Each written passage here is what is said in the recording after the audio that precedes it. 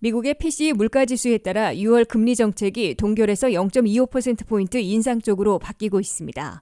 미국이 6월부터 기준금리를 현재 5% 내지 5.25%에서 당분간 동결할 것으로 기정사실화돼 왔으나 연준 의사록에 이어 PCE 물가지수가 발표되자 한 번 더 0.25%포인트 인상할 가능성으로 역전되고 있습니다. 연준의 금리 추이를 추적하고 있는 CME 그룹의 투자자들은 PCE 물가지수가 4월에 다시 올랐다는 경기지표가 발표되자 6월에 기준금리를 0.25%포인트 인상할 것으로 수정한 비율이 64%로 대폭 올려잡았습니다. 반면 현재 5%에서 동결할 것으로 보는 비율은 36%로 줄었습니다. 이는 금리 동결이 우세했다가 금리 인상으로 역전된 것입니다. 특히 CME 투자자들은 불과 일주일 전에는 금리 동결이 83%, 금리 인상이 17%로 압도적 차이를 보였으나 연준 의사록과 PCE 발표 등 두 가지 지표를 본 후에 금리 동결 36%대 금리 인상 64%로 역전시켜 놓은 것입니다.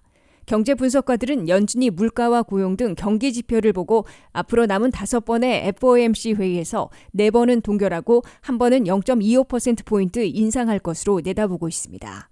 이에 따라 물가가 흔들린 후인 6월 중순 회의에서 먼저 한 번 더 0.25%포인트 인상하고 그 후에 동결을 선택할 것으로 다수의 경제 분석가들은 예측하기 시작했습니다.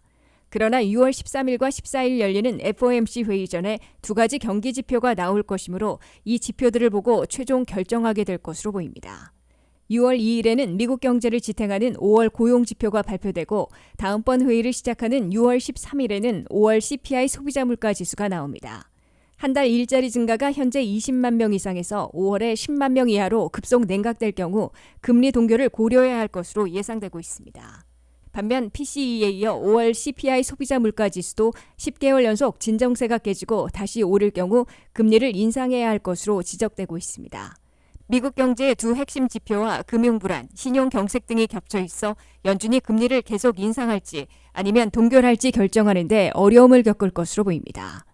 다만 미국이 극심한 불경기로 추락하지 않는 한 올해 안에는 금리 인하를 시작하지 않을 것으로 확언하고 있습니다.